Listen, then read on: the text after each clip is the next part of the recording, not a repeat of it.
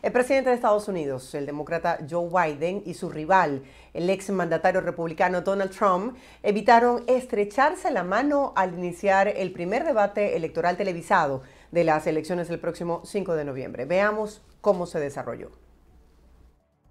Un tenso debate entre los candidatos a la presidencia de Estados Unidos. El actual mandatario Joe Biden y su antecesor Donald Trump se enfrentaron el jueves en el primer cara a cara rumbo a las elecciones del 5 de noviembre.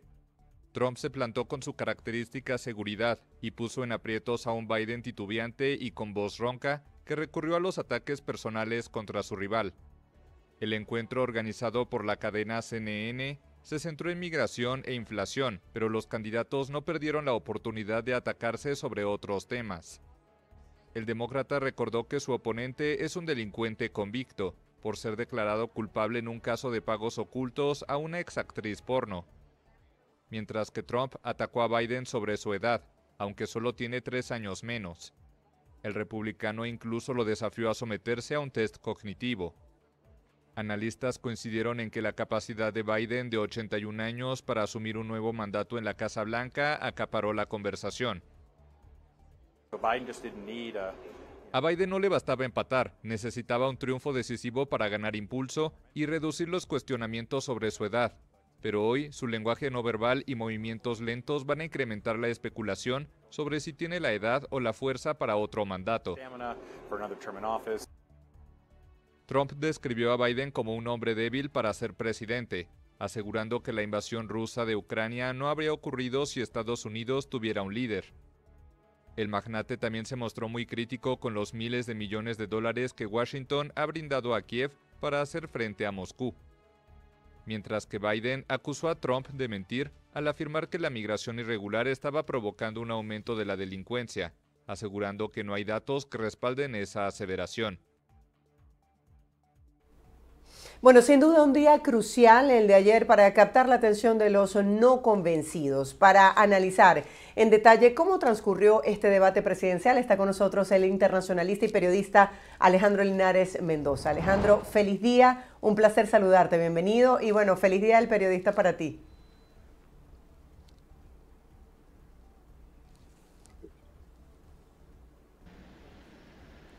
Alejandro, yo no te escucho. A ver, ¿y ahora Sí, me escuchan? ahora sí. Ok. Perfecto. Feliz día, feliz Día. feliz viernes para ti, para toda la audiencia y feliz día del periodista para ti también. Gracias, Ale. Encantada de conversar contigo sobre este tema de interés, en especial para nosotros los latinos. Quisiera que comenzáramos por estos calificativos que hemos visto en los titulares el día de hoy. Señalan un mal desenvolvimiento por parte del actual presidente Joe Biden, que aparentemente enciende las alarmas de los demócratas. Por otra parte, reiteradas falsedades por parte del expresidente Donald Trump. A este punto, muchas personas pues aseguran a través de encuestas que hemos visto no estar convencidas todavía de a quién dar su voto. ¿Cuáles fueron las conclusiones de este encuentro? Sí, a ver, mediáticamente hablando, se está diciendo que el ganador del debate fue Donald Trump. ¿Por qué? Porque mejoró sus formas, no es el Donald Trump que vimos debatiendo de pronto en 2020, fue bastante más comedido, bastante más acertado, más sencillo y más directo en su mensaje, en su discurso y obviamente esos lapsus y esos momentos de confusión ligera que tuvo el presidente Joe Biden es lo que está llevando a la prensa a decir que el debate, que este primer debate presidencial lo ganó el expresidente Donald Trump. Sin embargo, yo me voy a permitir ser más comedido, ser más equilibrado. Si evaluamos, por ejemplo, la capacidad para ir al ataque, para ser incisivo, para tratar de lastimar a su rival, si evaluamos el debate desde esa perspectiva, evidentemente el debate lo ganó Trump. Sin embargo, si evaluamos el debate desde el punto de vista argumentativo, desde la capacidad para defenderse con argumentos, muchos de ellos sustentados en los hechos, en los números, entonces el debate lo ganó Joe Biden. Ahora, Lo que sí es cierto es que al final del día, o al final de la noche más bien, el debate se convirtió en un intercambio de ataques, en un intercambio de insultos. Lo que menos vimos en el debate de anoche fueron propuestas gubernamentales, fueron planes de gobierno. Y en ese sentido, para mí, tanto Trump como Biden son perdedores. Justamente amanecía leyendo esas reacciones que tuvo el debate en ciudadanos que residen en este país que tenían expectativas sobre temas fundamentales como la economía o, por ejemplo, la migración.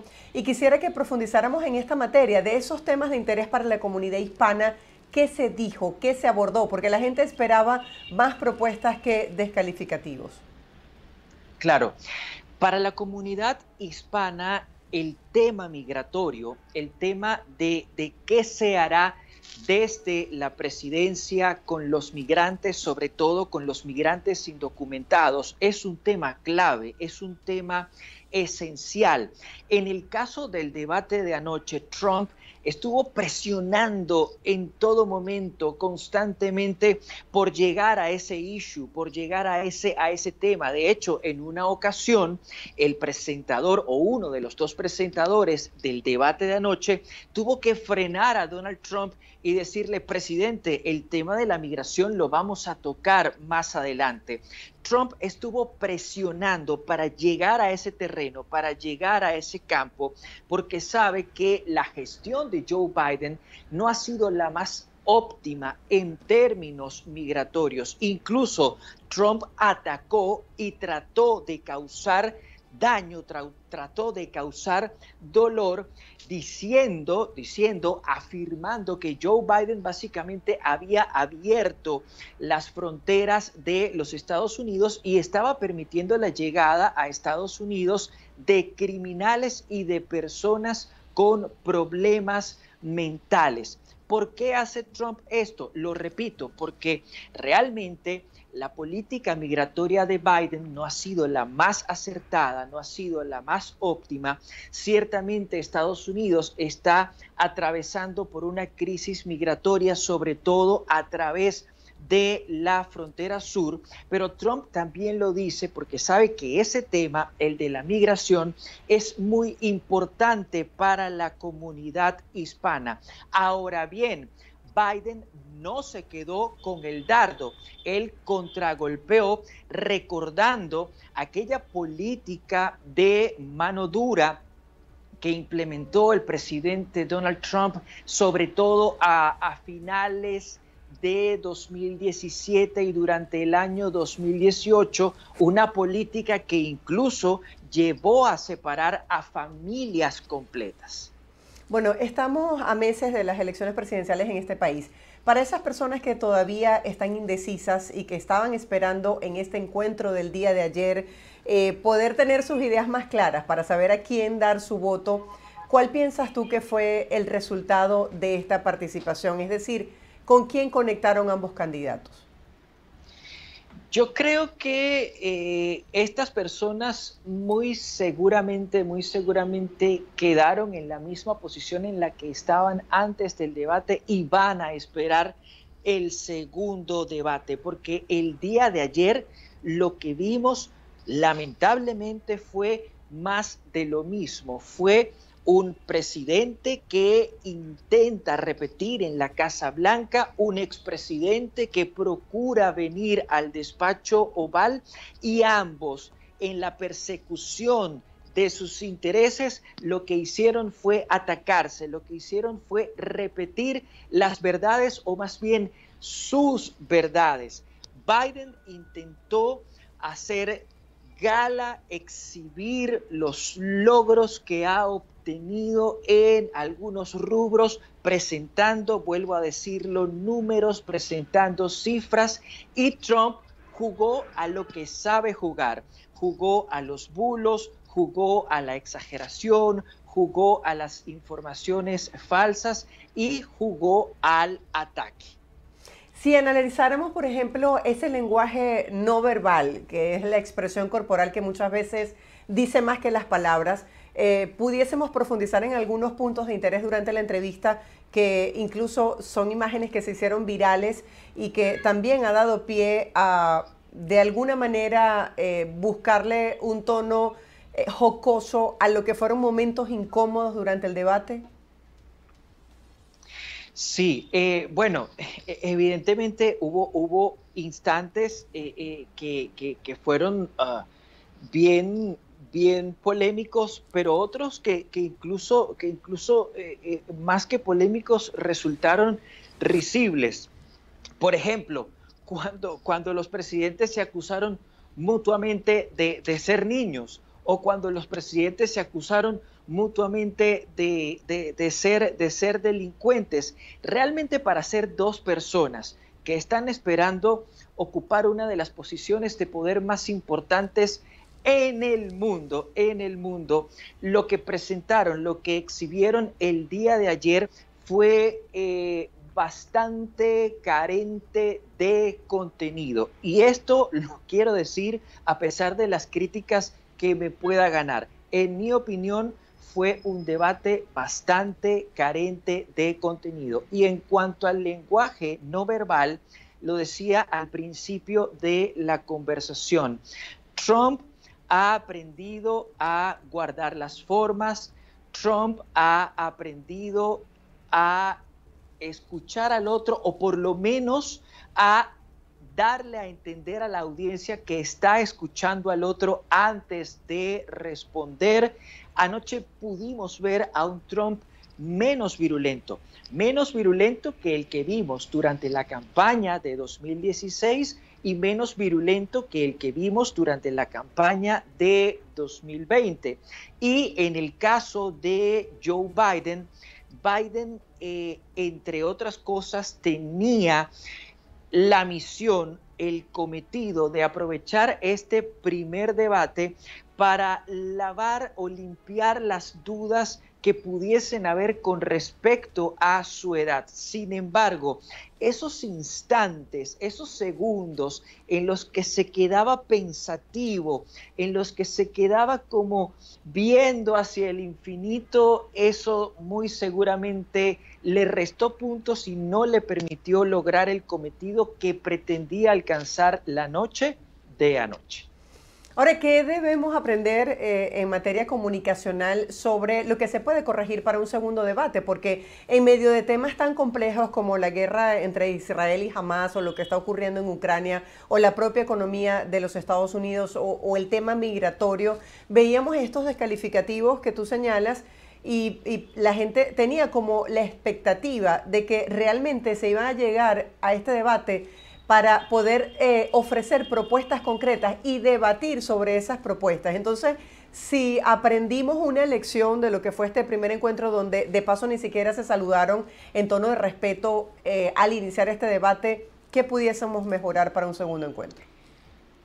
A ver, si yo fuese el asesor de cualquiera de los dos candidatos, muy seguramente les sugeriría, de cara al próximo debate, en principio, evadir el conflicto, es decir, si el otro te ataca, no lo ataques de vuelta, más bien evade ese conflicto y aprovecha los dardos que te están disparando para responder, pero para responder con una propuesta concreta, con una propuesta que debe ser presentada y por tanto vendida en términos sencillos, con frases muy directas, oraciones muy directas, muy cortas y muy sencillas.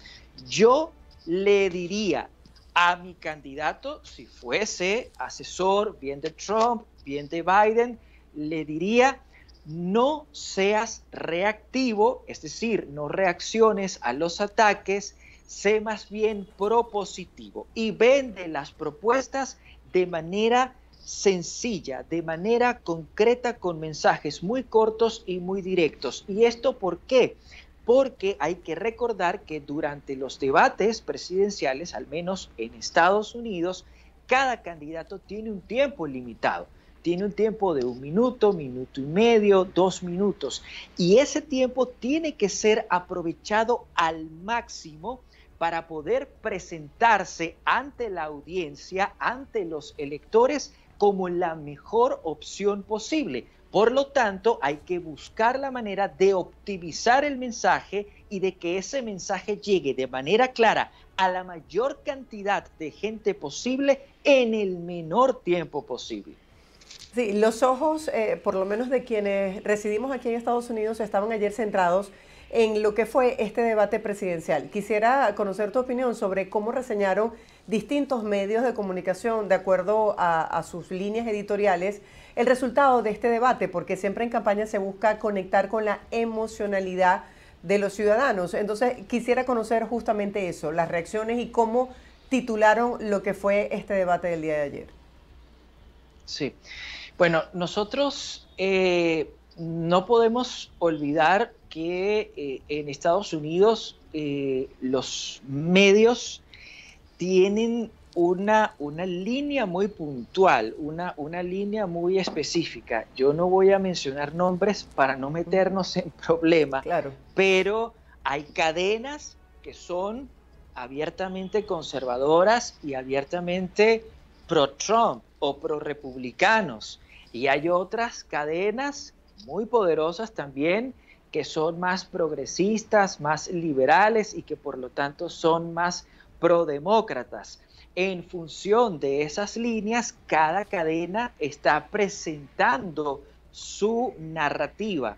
Ahora, lo que sí es cierto es que parece haber un consenso en el hecho de que Trump se mostró un tanto más sólido que Biden, en tanto y cuanto a Biden le pasó factura esos momentos de silencio inexplicable en los que se quedaba o esos momentos en los que incluso llegó a titubear y a rematar las frases o las oraciones o las ideas de manera apresurada.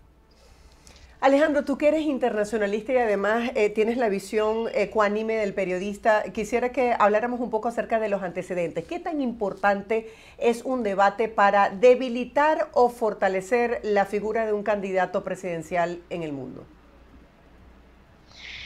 Para empezar, un debate es una oportunidad propicia para presentar un plan de gobierno, para presentar ideas, para presentar propuestas sobre cómo mejorar o cómo resolver los problemas acuciantes de un país. Es por esa razón que yo lamento que al menos la noche de anoche no hayamos visto propuestas, pero un debate presidencial es, en primer lugar, un escenario clave ideal para eso, para vender el plan de gobierno, para presentar las propuestas. Luego, también es un escenario para intentar restarle puntos al contrario, pero no a través de los ataques personales, que fue un tanto lo que vimos anoche. Por ejemplo, cuando los dos presidentes, o el expresidente Trump y el presidente Biden, empiezan a llamarse mutuamente delincuentes, allí caen en el terreno del ataque. Cuando yo hablo de atacar al otro, o de debilitar al otro, o de robarle puntos al otro, me refiero a hacerlo hablando de las debilidades que tuvo el gobierno o que tiene el gobierno. Por ejemplo, cuánto creció o cuánto dejó de crecer la economía, cuánto subió o cuánto bajó la inflación. Es decir, se trata de presentar números, de presentar cifras, de presentar hechos que pueden ser verificables, que pueden ser comprobables, para tratar de restarle puntos al otro, pero de una manera correcta, de una manera políticamente correcta, de una manera decente, de una manera educada, no a través de los epítetos, no a través de los insultos, no a través de las descalificaciones. Alejandro, ya para finalizar brevemente, ¿cuál crees tú que son los principales temores o miedos que pueden sentir en este momento los ciudadanos que residen en Estados Unidos con respecto a las propuestas y políticas de cada uno de estos candidatos de llegar nuevamente al poder? La principal preocupación en materia interna es la económica. La gestión económica de Biden, lo que el mismo equipo de Biden ha denominado Bidenomics, quizá no ha rendido los frutos que ellos esperaban que rindieran, y eso es lo que ha llevado a la opinión pública estadounidense a pensar que Trump, por el mismo hecho incluso de ser un empresario exitoso, es mucho más eficaz a la hora de gestionar las finanzas y la economía. Esa es una preocupación o un tema fundamental. El económico. También preocupa mucho el tema de la migración ilegal, sobre todo por la carga que están representando muchos inmigrantes ilegales, no solo para ciudades, sino para estados completos. Incluso se teme que la frontera porosa que hay al sur de Estados Unidos entre ese país y México haya permitido el ingreso de personas que pudiesen, no necesariamente tiene que ser así, pero que pudiesen estar radicalizadas. Eso representaría un riesgo para la seguridad nacional de Estados Unidos y para los electores estadounidenses, incluyendo a la minoría hispana. El tema de la seguridad nacional, el tema de los atentados terroristas empiezan a ser temas importantes. Y ya luego hay una preocupación por lo internacional, pero ya eso en un tercer plano, en un cuarto plano, luego de haber evaluado lo interno. Y esa preocupación o esas preocupaciones en el plano internacional tienen que ver, por ejemplo, con el papel que juega o que va a jugar Estados Unidos para hacerle frente a una potencia comunista como China, a un país autoritario y expansionista como Rusia, y sobre todo también tiene que ver con el papel que va a jugar Estados Unidos en los años por venir en dos frentes. En el frente que está activo en Europa del Este con la guerra en Ucrania, y también en el frente que está activo en Oriente Medio a través, o más bien a causa del conflicto entre Israel y el grupo terrorista islámico Hamas, un conflicto que, dicho sea de paso, podría extenderse al Líbano. Gracias por este aporte como internacionalista para tener una visión global de lo que sería la política exterior en este sentido. Me gustaría conocer tu opinión, lo hemos hablado en otras oportunidades. ¿Ha fortalecido o ha debilitado el juicio penal en contra del expresidente Donald Trump en este proceso, en esta campaña para llegar a la Casa Blanca? A mi modo de ver, sin duda lo ha fortalecido. Lo ha fortalecido. Y te lo puedo decir en función de cifras. En función de cifras. Si la audiencia pudiese revisar este dato, busquen cuánto recaudó la campaña de Donald Trump, durante las últimas semanas, justo después de que se le encontrara culpable en Nueva York, en el estado de Nueva York. Tan solo al día siguiente de ese fallo, un donante aportó a la campaña de Donald Trump $50 millones. 50 millones de dólares. Claramente, la brecha entre lo que ha recaudado Joe Biden y el Partido Demócrata sigue siendo muy superior a lo que ha logrado recaudar Donald Trump y el Partido Republicano. Pero durante el mes de junio, durante lo que va de mes, el Partido Republicano ha experimentado una recaudación importantísima, una recaudación que no habían tenido en los meses previos, y una recaudación que se disparó sobre todo después del fallo en el que se dictamina, o más bien después del veredicto con el que se dictamina que Donald Trump es culpable de 34 cargos penales por haber maquillado sus registros fiscales, sus registros contables. Entonces, ese fallo, más que perjudicar a Donald Trump, a mi modo de ver, y lo acabo de argumentar presentando números, presentando cifras, a mi modo de ver, ha favorecido al expresidente. Ya para finalizar ahora sí, ¿qué te ha parecido lo que significa el diseño de la campaña de propaganda electoral, donde está muy a tono con lo que fue el día de ayer este debate, que en vez de presentar propuestas busca descalificar? Por ejemplo, decía que de llegar nuevamente Biden al poder, quien estaría gobernando a la larga sería la vicepresidenta Kamala Harris, y en el caso de Trump hablaba acerca de esos peligros de su política exterior. Claro, básicamente tiene que ver con la repetición o la reiteración de las ideas que son vendidas por los candidatos. Es decir, como no estamos viendo una campaña propositiva, porque no solo es o fue el debate de anoche, es la campaña que se está desarrollando. No estamos viendo una campaña propositiva. Entonces, como no estamos viendo una campaña propositiva, sino una campaña que se basa, se fundamenta en el ataque de Trump a Biden y de Biden a Trump, los spots de campaña, las piezas publicitarias que vamos a ver se van a centrar en esa misma tónica, en la tónica del ataque y de la descalificación.